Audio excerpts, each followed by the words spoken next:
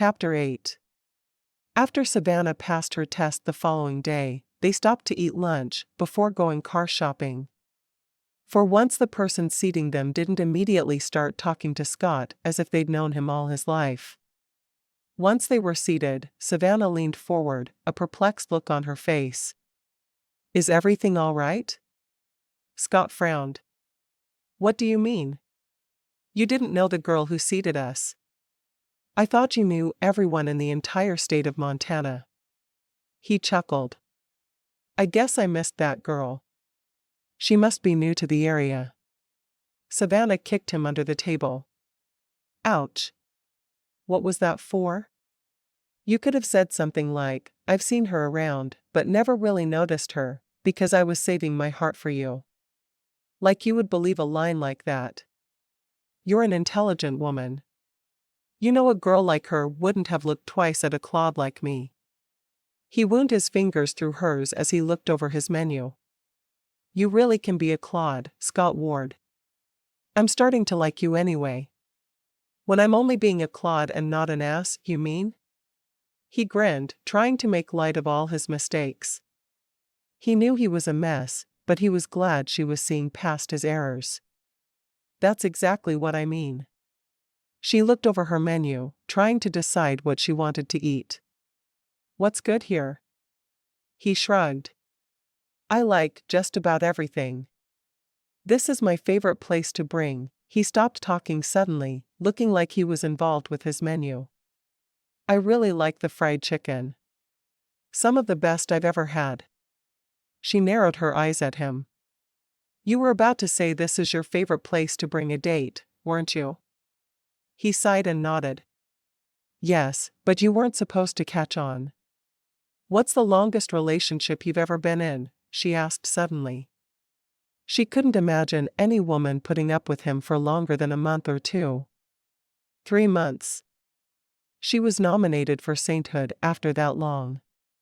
She needed to be, Savannah mumbled under her breath. Scott laughed, thankful she was at least laughing about his ineptness. "I don't mean to be so stupid about women, you know. From what my foreman tells me, my dad was just as bad until my mom trained him." "Did she use a whip or a shock collar?" Savannah asked without missing a beat. Scott grinned, bringing her hands to his lips to kiss. "I think she just used love. It seemed to work." "I'm getting a dog training book," she mumbled under her breath. "Couldn't hurt. Might help." "You want a puppy to go with it?" he asked. "I love puppies." She shook her head at him. "Not yet. I think we need a little more time to annoy each other first." He shrugged. "Sounds good to me." Asterisk. 3 hours later, Savannah pulled up in front of the house in her new SUV. She was thrilled with the vehicle. It had everything she could want, from a navigation system to heated seats. She'd known Scott wasn't a poor man, but she'd been surprised when he'd paid for the vehicle with a check. Obviously, she didn't need to work at all, but she liked the idea of continuing to teach, at least for a while. She got out of the SUV just as he pulled up behind her. "Do you have any idea how fast you were driving?" he asked as he got out of his truck.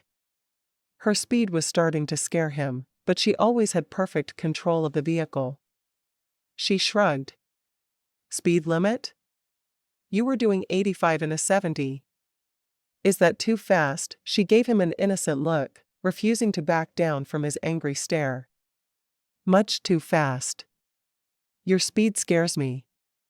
You're a good driver, but you're going to get in trouble when the snow comes. You're still going to think you can drive 90 miles per hour, and you're going to end up in a ditch somewhere." She stepped forward and put her palm flat on his chest, her eyes wide as they looked up at him. "And you'll come and get me out, right?" He groaned. "Yes, I'll come get you out, but I'd really rather you didn't end up in a ditch to begin with." She shrugged. "Me too, but if it happens, it happens." She walked toward the house. "What do you want for dinner?" she called back as she walked. He shook his head. She had to be the most exasperating, beautiful, hard-headed, sexy woman he'd ever met. Sometimes he wanted to fly to New York and hug Lachelle Simpson thanking her for the wonderful match, and sometimes he wanted to fly out there and wring her neck. Food, he answered, heading for the stable. He'd wasted too much of his workday playing with his wife already. Savannah was chuckling to herself as she walked into the house. He made her crazy at times, but he was a good man at heart. How could she complain? Asterisk. Savannah was exhausted as she drove home after her orientation with the Pinkston School District. She liked the teachers she'd work with, but it felt strange to be at a new school. She'd be teaching World History 2 periods per day and English 4 periods. The only PE teacher taught History 2 periods per day as well, and that covered all of the history needed by the school. She was surprised to learn there was only one class per grade in both history and English. There was no separation into honors classes at all. She'd teach all 4 levels of English, which didn't bother her. She had been given the list of books to be taught, and the kind teacher she was taking the place of, Mrs. Childers, had even provided her usual lesson plans for the semester. Mrs. Childers had been there to meet her that morning, and the two had some time to talk. The other woman was hugely pregnant. "When are you due?" Savannah had asked. September 15th. Savannah had eyed the other woman's stomach skeptically. "You're only 7 months along?" "There's no way." Mrs. Childers had laughed, placing her hand on the beach ball that doubled as her abdomen. "Twins. They run in my family, and I've been blessed with them." Savannah had grinned. "Are you healthy?" "Oh yes. I wanted the whole semester off, because I'll be nursing, and I want to bond with my babies. I also thought it would be easier for the students not to have to switch teachers midway through the semester." She shrugged, leaning forward and whispering, "Plus, I could really use a little time off after teaching for 10 years. I can handle it. I've been teaching for 5 years. I hear you married Scott Ward. He's a good man." Savannah nodded. "A bit clueless, but good." Was there anyone in the area who didn't know she'd married Scott? "I've heard that as well. He's thought of very highly in this area. Tends to do a lot for people and the community as a whole." "You married a good man." "Thank you for saying that." "I think so, but it's always good to hear." Savannah had been pleased with the conversation, wondering what Scott had done for the community that he hadn't told her about. If he wasn't bragging about the things he did, then he was a better man than she'd realized. They were slowly getting to know one another, uncovering hidden nuances every day. He still made her crazy, but she was growing more and more used to his Neanderthal ways. She pulled up in front of the house, noting there was a truck there that she didn't recognize.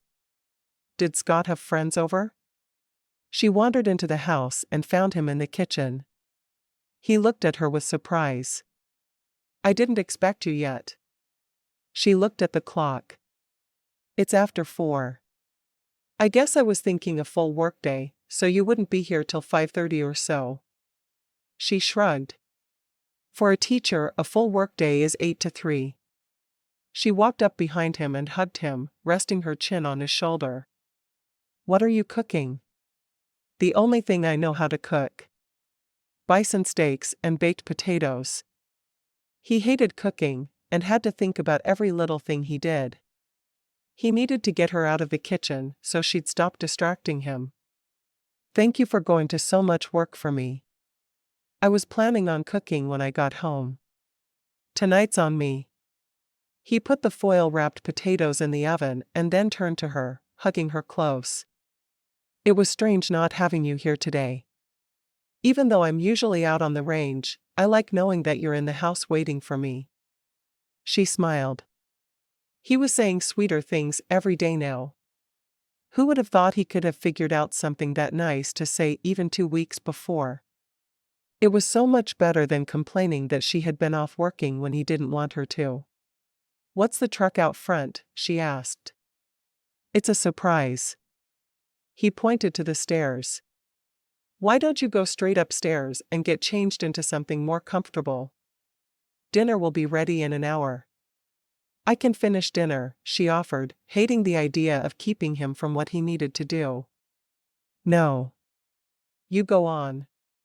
I was planning on having everything ready when you got home. Since I didn't, you have to wait upstairs. Everything? No questions. He put his hand in the middle of her back and steered her toward the stairs. I'll call you when you can come down. Savannah didn't need to be told twice. She was tired, and a nap sounded wonderful. She went up the stairs and changed into shorts and a t-shirt before climbing into bed. She was asleep within moments. Asterisk. Scott took longer than he'd expected to finish dinner. He'd never actually made a salad before, and he wasn't sure how small to make the pieces of lettuce, so he watched a YouTube video to figure it out. One video led to another, and it was 30 minutes later before he headed back to the kitchen to finish making the meal. When he was finished, he looked around the dining room one last time. It was ready. He just hoped Savannah appreciated all the work he'd gone through to make the evening special for her. He wanted her to understand that she was special to him, even though he was terrible at showing it. He went up the stairs and found her in bed, sound asleep. He'd expected her to be reading or something, as that seemed to be her recreational activity of choice. He sat beside her on the bed, shaking her awake. Savannah. Wake up. Savannah woke up slowly, surprised to see Scott looming over her. Is it morning already? He chuckled. It's supper time. I just finished cooking.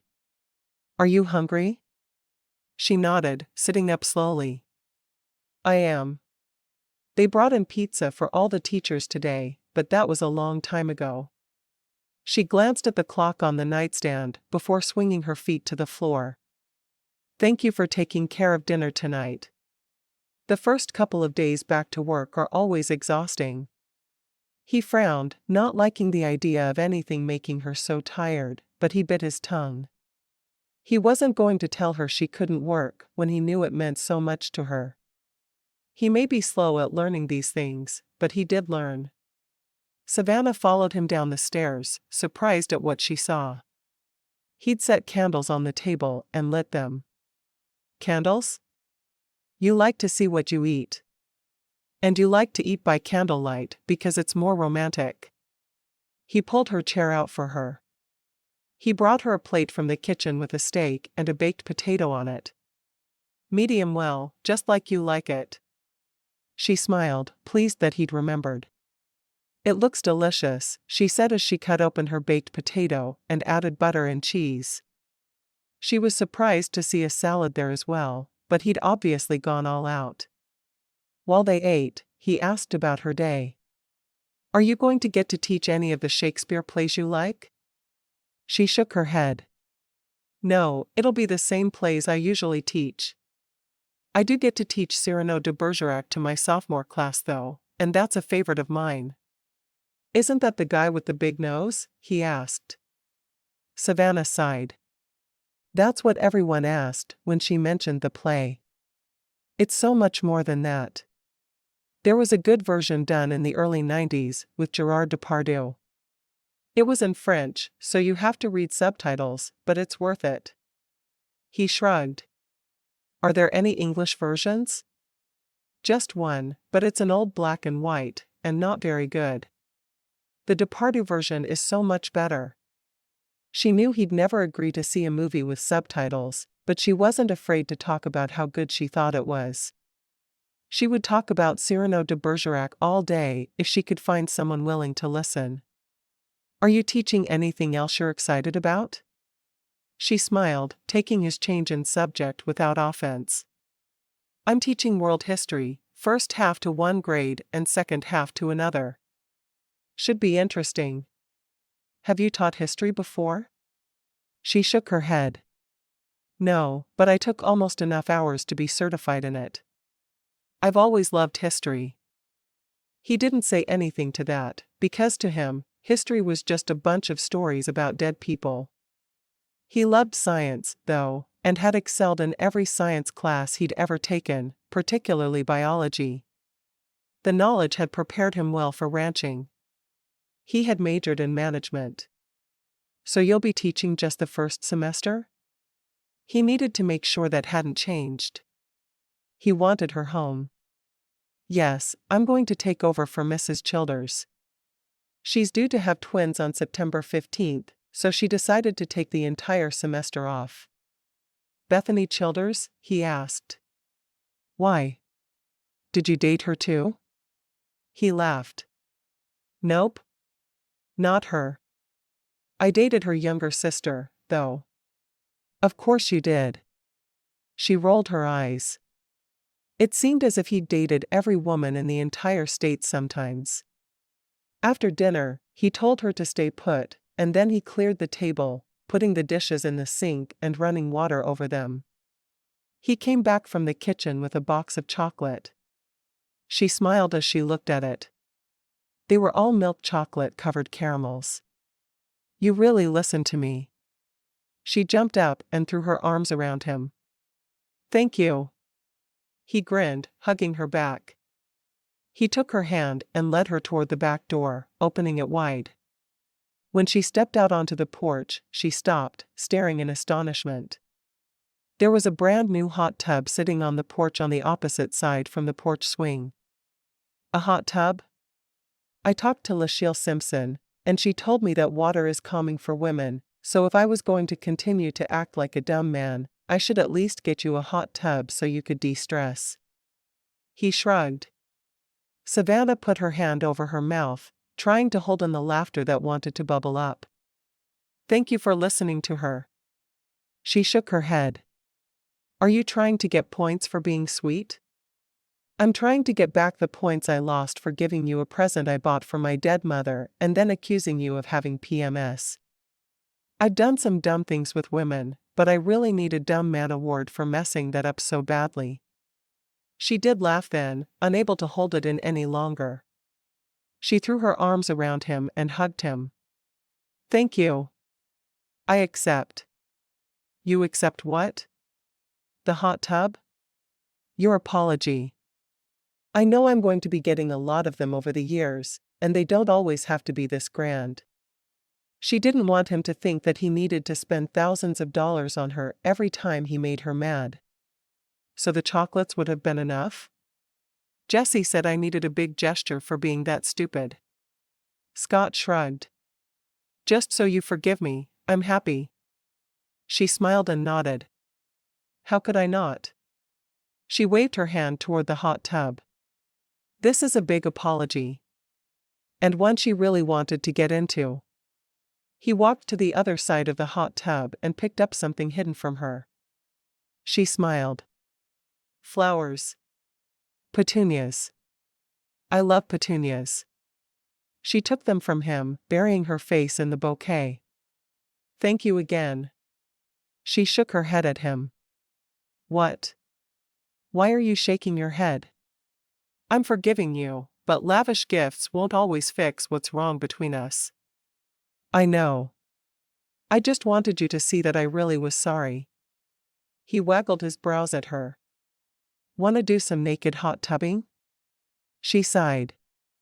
Now I see why you apologized. Nah. I got that even when you were mad.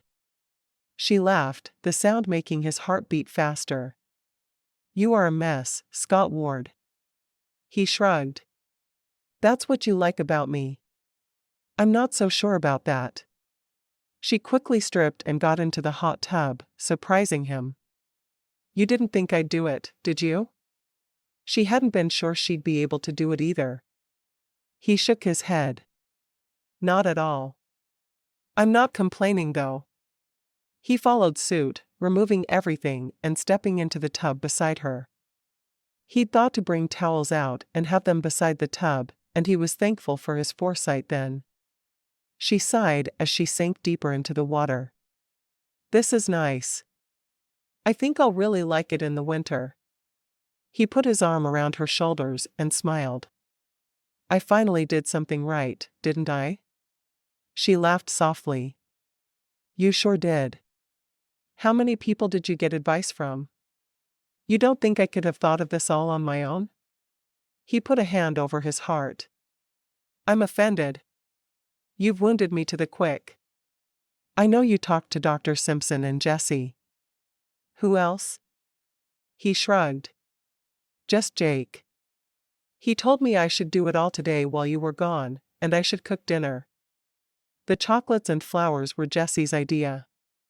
The hot tub was Lachelle. She looked at him. What was your idea? He pulled her onto his lap.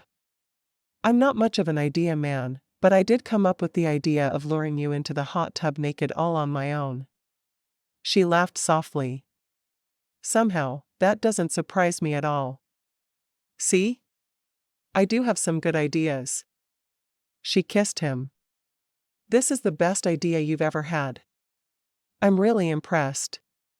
Contrary to popular belief, I'm not just a pretty face. Savannah could do nothing but laugh in response. The man was crazy. Was it any wonder she was falling in love with him? Chapter 9. The last 2 weeks in August were teacher in-service days. Savannah was required to be at the school every day, and she worked on decorating her classroom and planning her lessons. She would go mostly by what Mrs. Childers had left for her, but there were a few modifications she'd make as she went along. She couldn't follow another teacher's lesson plans exactly. It was Wednesday of the first week of in-service when she started feeling sick. She threw up twice before breakfast, but after some dry toast, she felt better. Since she would have little contact with others, she didn't worry about being contagious and just pushed through, going to work anyway. When the same thing happened both Thursday and Friday mornings, she stopped at a pharmacy on the way home from work for a pregnancy test. She was late, but since her cycle had never been terribly regular, she hadn't been concerned. It wasn't until the vomiting started that she worried something was wrong. Or maybe right. It really depended on how she looked at it. She wasn't certain she was ready to be pregnant. She and Scott had just figured out how to live together without making each other crazy. They were doing much better than she'd dreamed they would be doing at this point. He still did stupid man things on a regular basis, but knowing that he cared, and that he was trying, made a big difference in her mind. She put the test in her purse before heading into the house, not wanting him to see it if he was home for some reason. Usually he was still out on the range when she got home, but he'd surprised her a couple of times, and she didn't want him to get his hopes up until she knew for certain. She went straight upstairs and into the bathroom, sitting on the window seat in there, to read the instructions for the test. It said it could be taken at any time of day, with first thing in the morning being most accurate. She decided to give it a try anyway, and hope it came out right. If it was negative and her symptoms persisted, she could always take another. 5 minutes later, she stood staring at the test, her heart filled with hope and dread at the same time. She was pregnant. She'd wanted her husband to love her before that happened. She wanted the baby with everything inside her, but seeing the second line on the test filled her with sadness.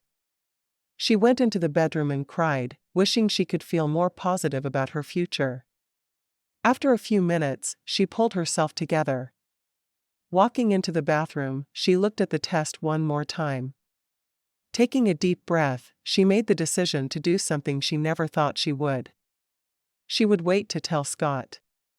She needed to know he cared for her before she told him. She would never feel secure otherwise. How could she? Asterisk. Scott could sense a change in Savannah that evening, and he couldn't figure out why. When he asked her about it, she just shook her head and looked teary. He didn't know how to deal with a woman's tears, so he backed off. How would you like to take a weekend trip to New York? He finally asked, hoping it was just a touch of homesickness that was bothering her. We could get tickets for Wicked. She smiled, happy that he remembered how she felt about the musical. That sounds nice. Can you take the time off? Will it make you happy? He asked. she nodded. I'd be happy to see my mom and go see a play. I want to show you New York. The idea of showing him her city excited her. She wanted to show him Broadway and Central Park. Then I will make the time. He hugged her close. They were on the porch swing watching the sunset. It was her favorite way to end the day. They got into the hot tub after the sun went down most nights, but for some reason, she wanted to watch the sun go down from the swing. They planned their trip for Labor Day weekend, knowing that they would have a bit of extra time. School started the Tuesday following Labor Day, so they'd need to be back in town by Monday evening, but they would have 2 full days in New York with no problem. Savannah made the arrangements for the show, and she called her mother to let her know they were coming. Mrs. Blyton seemed reluctant to agree to spend much time with her and Scott. I'm not sure I'll have time that weekend. What's going on, Mom? Don't you want to see us? Savannah wasn't upset, but she was very surprised. Her mother had always put her first in her life, and although she'd gone overboard, this was overboard in the opposite direction. Do you remember Joseph Fordman from church? Her mother asked softly. Savannah grinned. Joseph Fordman was the man she'd been hoping her mother would agree to date if she was out of the picture. Of course, I do. He's the sweetest man I know. We've been seeing each other, and we have plans for that weekend. He wants to take me to a show, and we're going to do some sightseeing right here in New York. It's amazing the things he's shown me in the past 2 months. I've lived here my whole life and never seen them. I'm so happy to hear that. I've wanted you two to get together for so long. Mrs. Blyton was silent for a moment. I couldn't have a relationship with a man until I knew you were happily married. You are happy, aren't you? Yes, I am. It was hard at first, because he's a man, and he doesn't understand women at all. But he's getting better. I'm just glad he hasn't killed you in your sleep. Savannah laughed. She'd been waiting for her mother to say that to her. If he was going to do that, I think he'd have done it long ago. Probably. Okay, well, we'll do dinner before your show on Saturday, but that's the only time we can work you in. You don't mind if I bring Joe, do you? Mrs. Blyton sounded almost nervous at the idea of taking him to a family dinner. Not at all. I'll be happy to see him again. Savannah couldn't have been happier for her mother. You should marry him. He's been in love with you for years. We're talking about it, Mrs. Blyton admitted. That's wonderful. I love the idea. I can tell. Okay, well, he's on his way, and I need to get changed for our date. I'll see you next week. Bye, Mom. Tell my new daddy hi for me. Mrs. Blyton laughed as she disconnected the call. Savannah went looking for Scott, dying to tell him her news.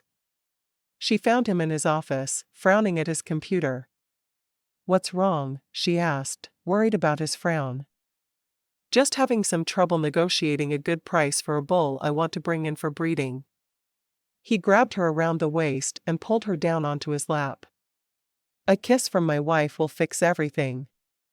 Savannah stared at him in mock dismay. I can't kiss a man just so he'll sell you the bull you want. I'm a married woman. Scott laughed, pulling her down for a kiss. You can kiss your husband and make everything better that way, though. She smiled, happy to be with him. She was thrilled at the changes their marriage had gone through in the 2 months they'd been together. I just got off the phone with my mom. Oh, good. Did you make plans to see her in New York? She can only work us in for dinner on Saturday night. She has plans for the rest of the weekend. Savannah's eyes danced with excitement. Who does she have plans with? He asked. He'd gotten the impression her mother had no real social life, so he was surprised to hear she didn't have time to see Savannah while she was in town. Joseph Fordman. Scott shrugged, needing more information. Who is Joseph Fordman? Savannah grinned, grabbing Scott's shoulders in her excitement. Do you remember me telling you that there was a nice man at church who I thought my mom should date? Because he'd been in love with her for years? Yeah, is that him? She nodded. Yes, it is. They spend every possible moment together, and they'd been talking about marriage. She was all but bouncing up and down. That's wonderful. I guess you don't mind the idea of him as a stepfather? I wanted her to marry him 15 years ago, she told him. He's been in love with her for that long. I guess he thought she was worth waiting for. He nuzzled her neck. Like her daughter.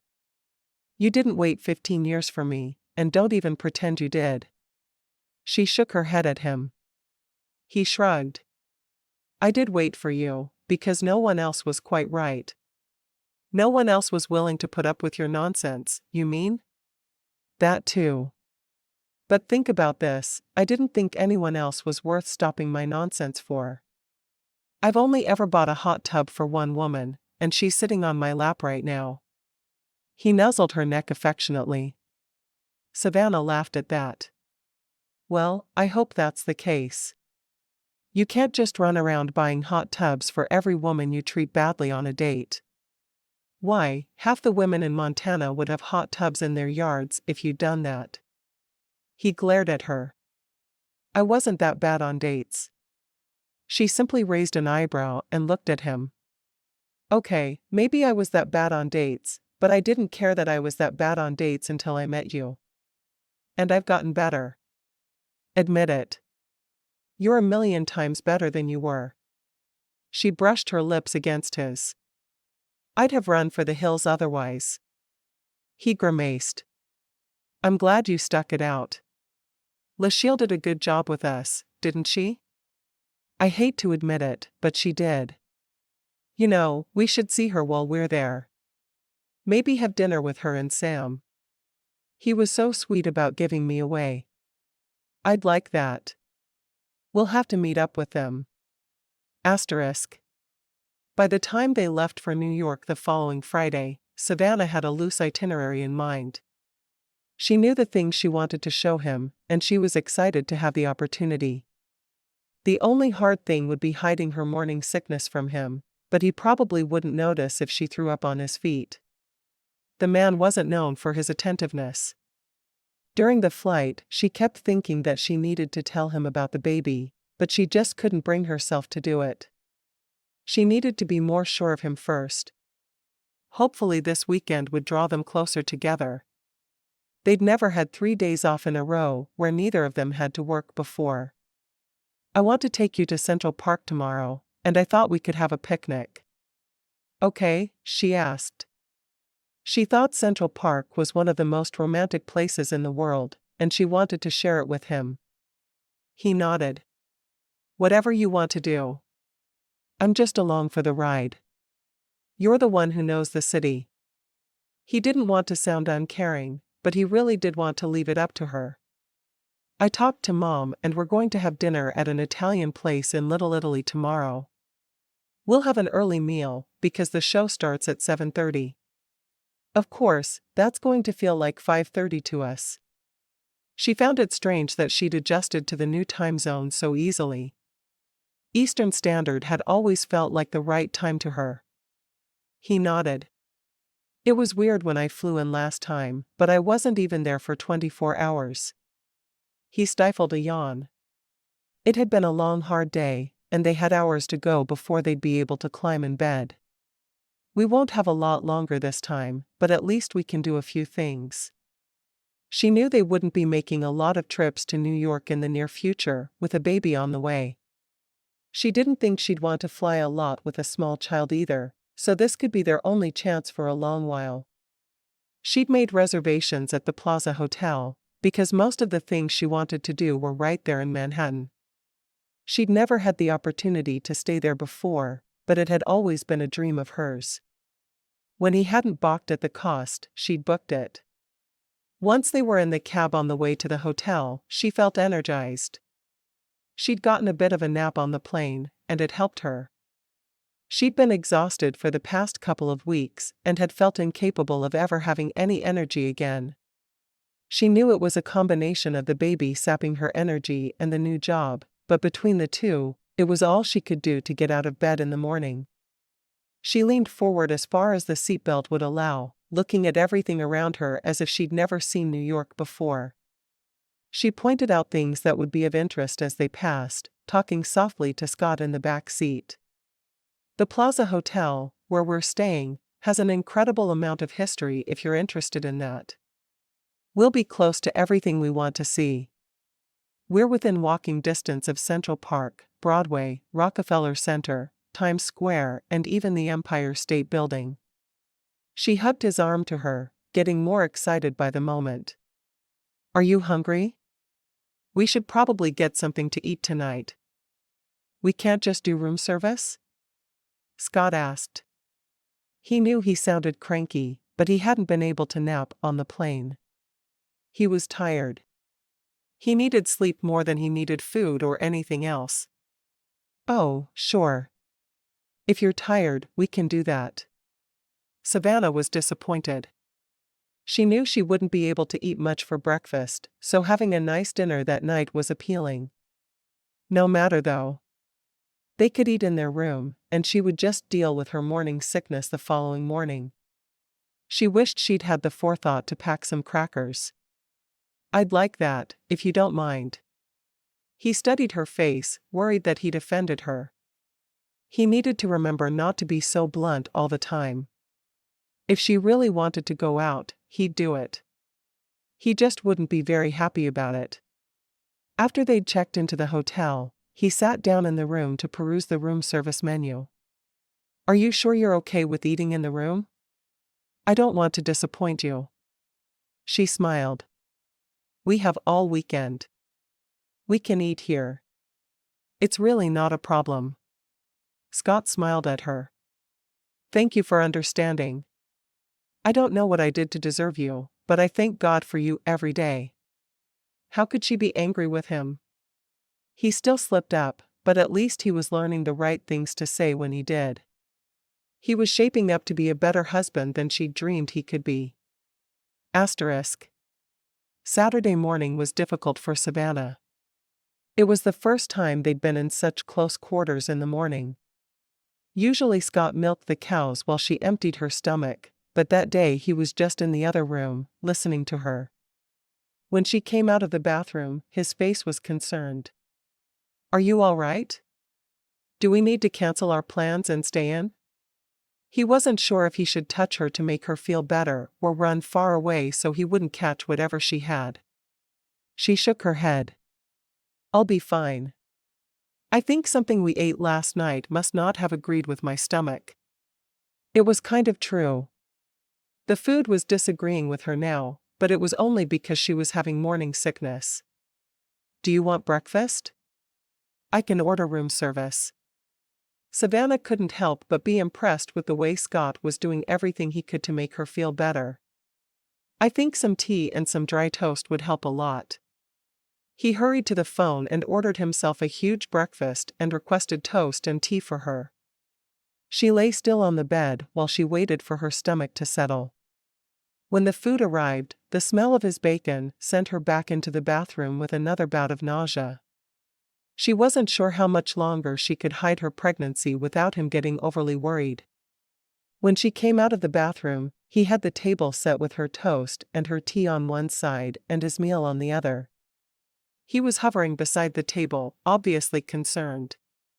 Savannah, do we need to find a doctor? I mean, I know it's a holiday weekend, but surely someone would be open. I'll be fine.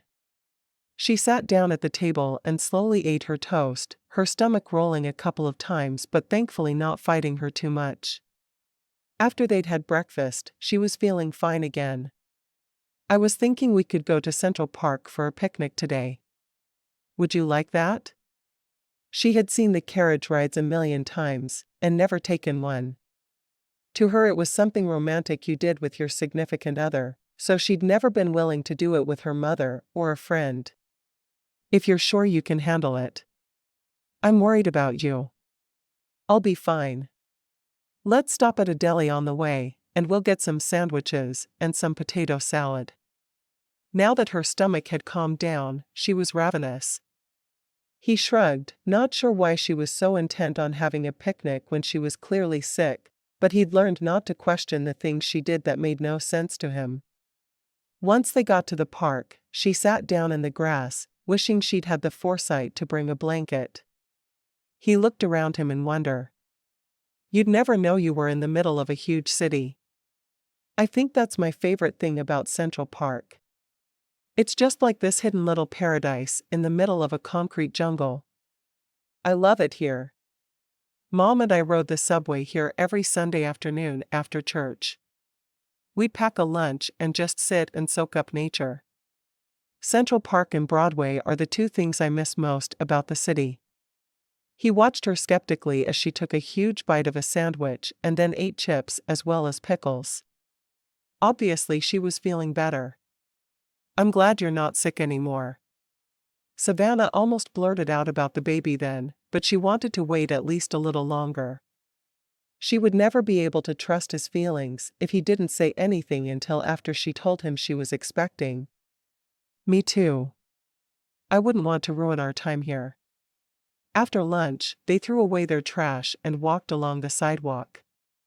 How would you feel about a carriage ride? She asked. He nodded. We can do that. As soon as they were in the carriage, he slipped his arm around her. You know what? I have an old sleigh in the stable that my grandfather built. When it snows, I'll hitch up a couple of the horses, and we'll go for a sleigh ride. If you enjoy this, you'll love that. She smiled. That sounds very romantic. He kissed the top of her head. I want to do things that make you happy. You're the most important person in the world to me. She looked at him, waiting for him to follow that with a declaration of love, and her heart fell when it didn't happen. She hoped it happened soon, because she couldn't hide her pregnancy for long. Asterisk. They took a cab to Little Italy to eat at one of the restaurants there. It had been a favorite of hers growing up, and she'd always chosen to eat there on her birthday. Her mother was waiting out front with a tall, dark-haired man she recognized immediately. Mr. Fordman. She ran to him, hugging him tightly. You finally talked her into going out with you. He laughed. I've been trying for years, but I finally wore her down. His gaze was on her mother, who blushed. I'm so glad. Make her happy, would you? Savannah desperately wanted to see her mother happy. It was one of the reasons she'd married Scott. I'll do my best. He winked at her mother over her head. Savannah turned and hugged her mother tightly. I'm still alive, see? Mrs. Blyton nodded. I see. You look well. You've got some color in your cheeks. I think Montana agrees with you. She looked at Scott over Savannah's head. Thanks for not killing her. Scott shook her head sadly. Why do you think I'm an evil beast? I love your daughter. Savannah's heart skipped a beat, but he'd said it so casually, he couldn't have meant it. Surely he was just trying to get her mother to feel better. Even Scott wouldn't tell her he loved her for the first time by telling her mother. Would he? After they were seated, Savannah looked to her left at Mr. Fordman. How did you finally talk her into dating you? I need every detail. Her mother blushed, which intrigued Savannah even more. What could he have done to make her mother look that way? Well, I may have told her that if she was bent on being a spinster, she needed to start collecting cats. I offered to go to the animal shelter with her and find 5 or 6 for her to adopt. Savannah laughed. You didn't. And when she got offended, I kissed her. Savannah's eyes grew wide, and she looked back and forth between them. Well, it worked. I'm thrilled. Now, when will I hear wedding bells? Through the meal, Scott was aware of Mrs. Blyton's watchful gaze. She seemed to be waiting for him to jump up and do something stupid at any moment. While they were waiting on dessert, he excused himself to go to the bathroom, just to get away from her stare. He stood up too quickly, not noticing a waiter hovering behind him with a pitcher of tea. He bumped into the waiter and watched, as if in slow motion, as the waiter poured the entire pitcher down the front of his mother-in-law's shirt. He was mortified. Looking at Savannah, he saw her face, and rushed off for the bathroom. He knew she had to be angry with him. Why couldn't he do anything right around her? He loved her so much, and he acted like a big clumsy oaf. Chapter 10. By the time Scott returned to the table, the mess had been cleaned up, and Mrs. Blyton had been dried as well as possible. Scott looked at her. "I'm so sorry. I didn't know the waiter was behind me." Mrs. Blyton smiled at him. "I know that, Scott. Don't worry about it. Accidents happen. But I know you had plans for after dinner. Let me buy you a new shirt so you have something to wear." She shook her head. "My apartment isn't far. I'll go home and change. It's really not a problem." Scott couldn't meet Savannah's eyes. He was certain she'd be furious with him. When they were in the cab on the way to the play, he stared out the opposite window. Savannah finally had enough. She took his hand in hers and pressed her lips to his shoulder. "Stop worrying about it. It could have happened to anyone." "Yes, it could have, but the thing is, it always seems to happen to me." "Why is that?" His voice was bitter and full of self-loathing. Savannah didn't have an answer for him, so she stayed quiet for a moment. "This isn't like the other things that happened, you know. This was no big deal. My mother wasn't upset at all. How could she not be upset? She's already convinced I'm going to kill you at any moment. Of course, she's upset." She smiled. "She doesn't think that anymore." "Well, something good came out of the night then. Now she just thinks that I'll dump pitchers of iced tea all over you?" "I'm glad I married you," she said softly. "If I could go back and do it all over again, I would. Please, don't say things you don't mean just to make me feel better. Somehow it just makes me feel worse." He'd really felt like he was improving and becoming a better husband, and now he'd ruined everything again. "Have I ever said anything just to make you feel better? Did I lie to you about how I felt about the mixer? Or about you accusing me of having PMS? Or any of the other silly things you'd done? No, I haven't, because I don't do that." She sighed. "I mean what I say.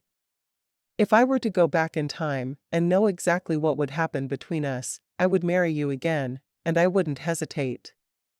He looked at her, his eyes filled with remorse. "Why?" "Because you really are the right man for me. I don't know how she did it, but Dr. Simpson was exactly right. We belong together. You really believe that, don't you?" He paused while the taxi driver stopped to yell at a pedestrian who was jaywalking. He'd never seen anything like the taxi drivers there. "I think that's what I love most about you. Your ability to forgive. By all rights, you should have left me within 2 weeks of our marriage." She looked at him, studying his face carefully. "Do you really mean that? You love me? How could you not know that?" He was baffled by her question. "Do you really think I'd have worked so hard to be a better husband if I didn't? That I'd have cared at all about how you felt about me? I never really thought about it that way. Well, I know we didn't marry for love, so I was afraid I'd never have your love." He hugged her as close as he could in the back seat of the cab. "How could you not have my love? You're practically perfect. I'm the one lacking, in every way." She shook her head at him. "You were lacking in one way, but you're so much better now. I wish you could see yourself through my eyes. You're a strong, confident man. You give of yourself to everyone around you. Do you have any idea how many people speak highly of you?" He shrugged. "I just do what's right." "You do. And that's something most people don't care about." "I love you, Scott. I even love your ability to drive me crazy. You can't love me. He shook his head in disbelief. Maybe in a few years, when I stop being so dumb about things. She put her finger over his lips to shush him. I love you now. She drew his head down for a kiss, forgetting all about the driver in the front. The car stopped, and she jerked away from her husband. We're at the theater. He jumped out of the car and took her hand as she got out behind him. Where do we go? He asked. She indicated the line they needed to stand in, and stood beside him, staring up into his face. Thank you for bringing me to see my favorite musical. I hope you like it half as much as I do. Asterisk. Hours later, when they got back to the hotel, Savannah was nervous. It was time for her to tell Scott about the baby, but she wasn't certain if he'd be angry that she hadn't told him sooner. Of course, she was still in the afterglow of his declaration of love, so she felt safer telling him then than she would later. After he closed the door and locked it, she took his hand and led him to the small couch in their room. I need to tell you something. He raised an eyebrow. Are you going to tell me you don't really love me, and you made it all up? She laughed. Of course not. Nothing else will make me mad. I can see you're worried, but you don't need to be. He tilted her chin up with one forefinger, so he could look into her eyes. Tell me what's wrong. Well, nothing is really wrong. She took a deep breath, knowing she just needed to get it over with. There was no reason for her to be afraid to tell him. He loved her, and she loved him. They both wanted children. You know how I got so sick this morning? He nodded. Are you feeling bad again? She shook her head. No, but I will be in the morning. At his blank look, she smiled. I've been feeling sick every morning for over a week now. We need to get you to a doctor then. Why didn't you say anything? What if something is seriously wrong? She wanted to laugh. The man really was clueless about a lot of things, but it only made him more precious to her. Nothing is seriously wrong. She took his hand and placed it over her flat stomach. We're having a baby. His eyes widened. Are you sure? She shrugged. As sure as I can be. All the symptoms are there. I took a test, and it was positive. When did you take a test? He was truly surprised. She hadn't given any indication that anything was going on. A little over a week ago, she said honestly, waiting for him to get angry. Instead, Scott was merely confused. Why didn't you tell me sooner then? It's what we both wanted. She shrugged. I didn't want to tell you about the baby before I knew that you loved me. I was afraid you'd tell me you loved me, simply because I was pregnant, and then I'd never know how you really felt. He frowned. So if I hadn't told you I love you today, you'd have just told me you were eating a little too much for 9 months. No, I would have told you. She looked down at her hands, wishing she could explain better. I needed to know that you loved me for me, though. Not for my ability to bear children. Of course, I love you for you. That baby means nothing to me at this point. Why would it? I've never met it. I have met you, and you mean everything to me. He shook his head. I can't believe you didn't realize I loved you when I started trying so hard to do everything right. What kind of man would agree to court a woman he was already married to if he didn't love her? Did you ever think of that? I guess I didn't. Most of the things you do don't make a whole lot of sense to me. How would I have guessed that? Well, from now on, you won't have to guess it. I'll tell you every day for the rest of our lives. She smiled. Can we fly to New York every year to see Wicked? I guess. It was good, but was it really that good? He'd enjoyed the musical, and wouldn't mind seeing it again, but every year? She nodded. Yes, it was that good. Every year? An annual pilgrimage to New York? If it would make you happy, we'd do it every month. Savannah smiled, throwing herself into his arms. I don't know how she could have done it, but Dr. Simpson was right. We are right for each other. We'll have to send her a birth announcement. We're having lunch with her and Sam tomorrow, remember? Oh, that's right. I can't wait to talk to her about everything. Asterisk. The older couple was already seated when Scott and Savannah made it to the restaurant the following day. As soon as she spotted Dr. Simpson, Savannah started moving around the tables so she could hug her.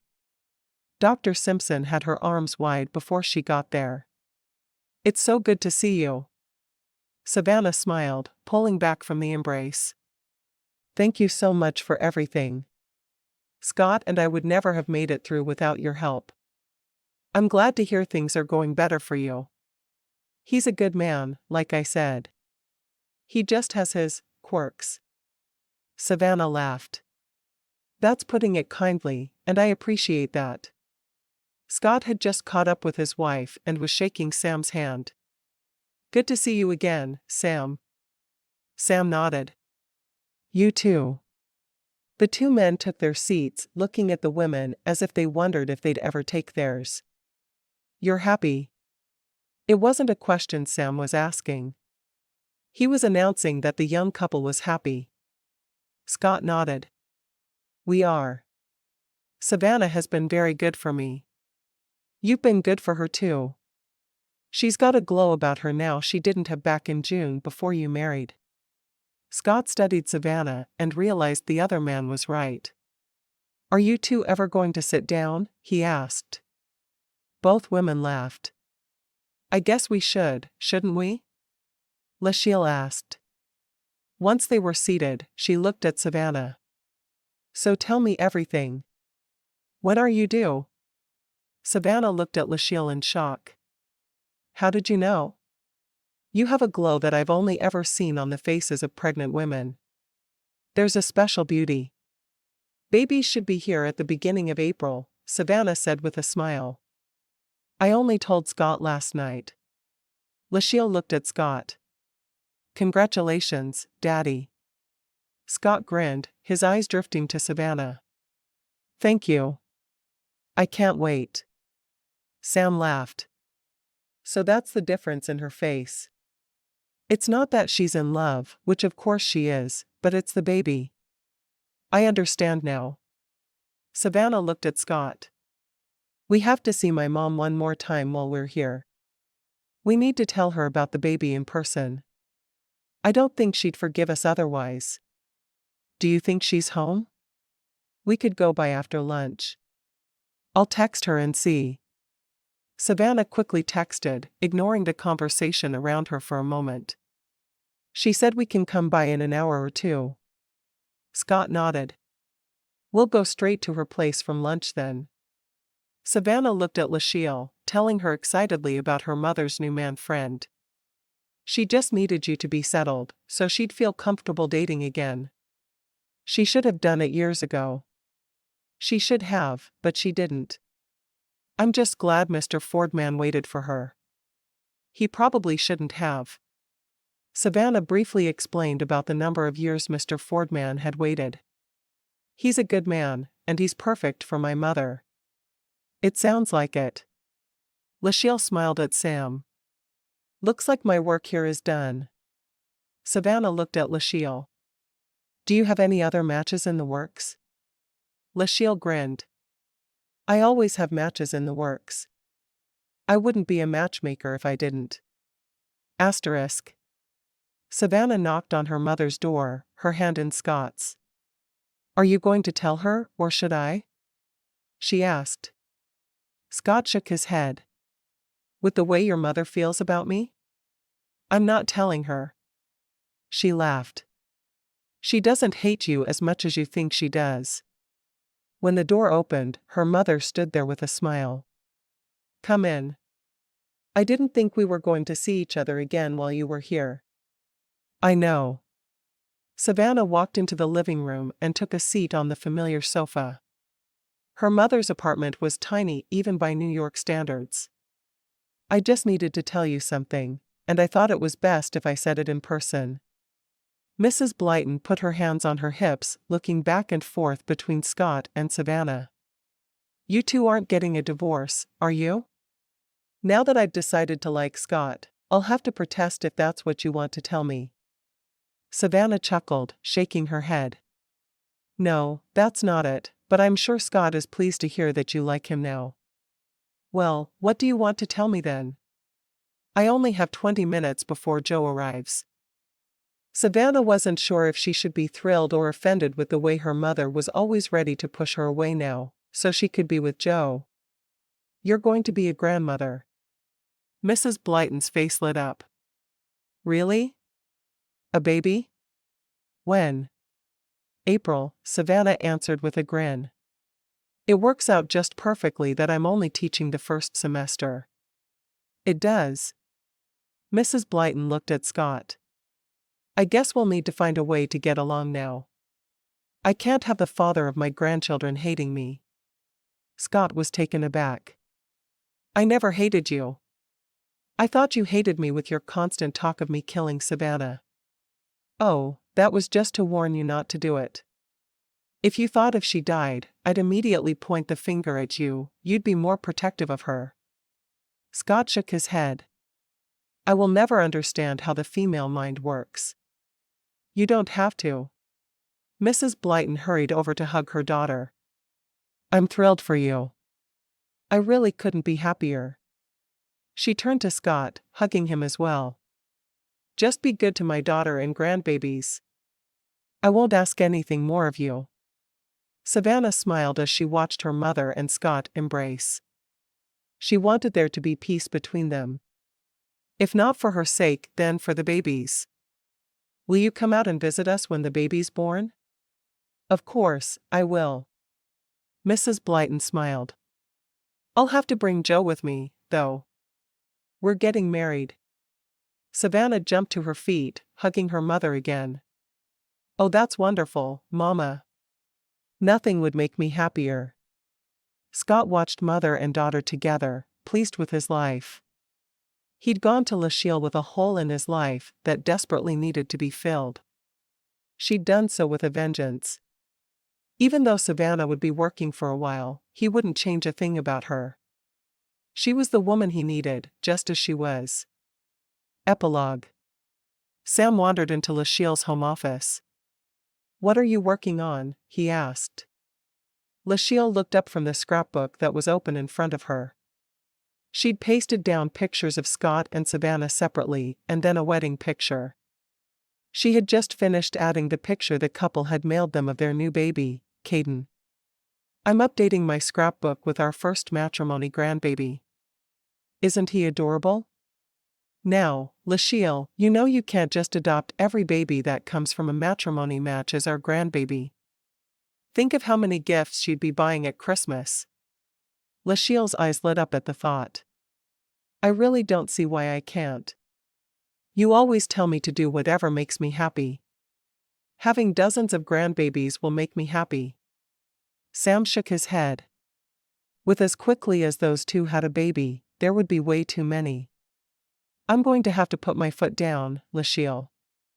Lachelle threw her head back and laughed.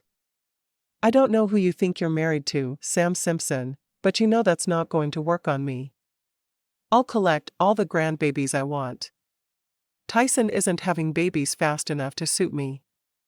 He and his wife could be popping out 5 kids a year, and it wouldn't be fast enough to suit you. Sam sighed, knowing he'd lost the battle. We have any weddings coming up? Oh, there are more in the works. You know there are always more in the works. She smiled contentedly. Matrimony may have seemed silly at first, but her services were now in demand. Word had spread quickly about how good she was at taking random strangers and turning them into a happy couple. Who didn't want to be happy? Asterisk. Savannah laid Caden in his crib and slowly tiptoed out of his room. He was a good baby, already sleeping through the night at 6 weeks old. She had the baby monitor on, just in case, but they'd rarely used it at night. During the day was a different story, though. Caden seemed to understand that his mama was his entirely, from the time his daddy left in the morning until he got home in the afternoon. During those hours, he was demanding and needy. Once his father stepped through the door at the end of the day, he was angelic again. Scott was waiting in the hall. "Is he asleep?" Savannah nodded. "He is. I don't know why he's so good when you're here and so needy when you're not. He knows his daddy needs his mama too. So he's sharing. He gets you during the day, and I get you all night long. That works for me." She held the remote for his monitor in her hand. "Let's go soak in the hot tub for a little while before we head to bed." Scott led the way down the stairs. "Have you heard from Lachelle? She called today. She got Caden's picture in the mail, and she wanted to tell me that he's the first of her matrimony grandbabies." She grinned. "I love that crazy purple-haired woman. What's not to love? Has Jake decided yet if he's going to call her?" Scott shrugged.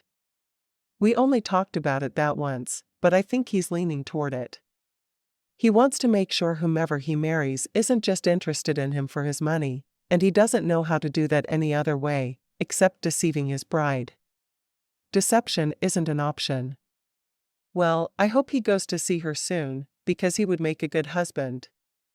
She shoved off her clothes and climbed into the hot tub, sighing with pleasure as the water surrounded her. "I needed this. I'll call Jake tomorrow and encourage him to get in touch with her. Would be a lot of fun to double date, don't you think?" Savannah nodded. "As long as we can find a sitter I trust." So far, she hadn't even bothered to look. He was her baby and her responsibility. "Maybe we should have his new grandmother do it." Savannah laughed. "I can just picture it. Hey, Lachelle. I think you should fly to Montana this weekend to babysit." Scott grinned. "She'd do it." Savannah sighed happily. "She would. But we're still not going to ask." "You never like my good ideas."